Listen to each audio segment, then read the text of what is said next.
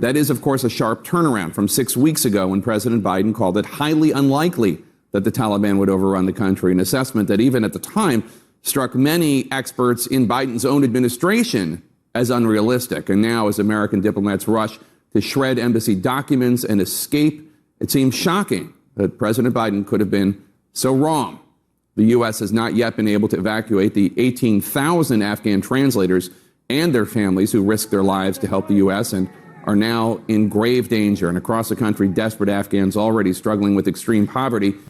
Senate Minority Leader Mitch McConnell slammed President Joe Biden's botched exit from Afghanistan on Sunday, claiming that everyone saw this coming except the president. A tragic foreign policy disaster unfold before our eyes, weeks before the 20th anniversary of 9/11 and the deadline for President Biden's complete withdrawal of U.S. service members.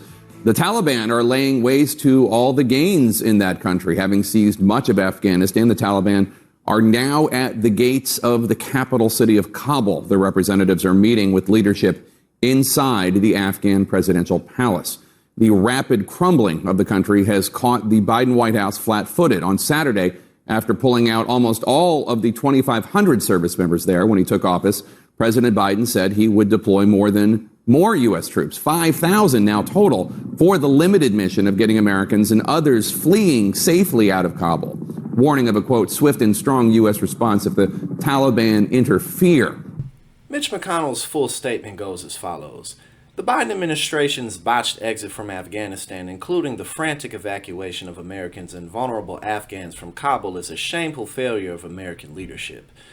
The rapid advance of the Taliban was expected after U.S. abandonment of Afghan security forces. The plight of innocent Afghans was predicted, and the challenges of safely evacuating U.S. personnel and innocent Afghans have been magnified by our inexplicable withdrawal from Bagram Air Base.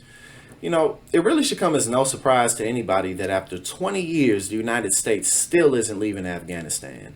The U.S. holds far too much interest in the Middle East, and all these recent news reports about the Taliban and their movements make it seem as though we've been able to put a dent in their activities since we've been there.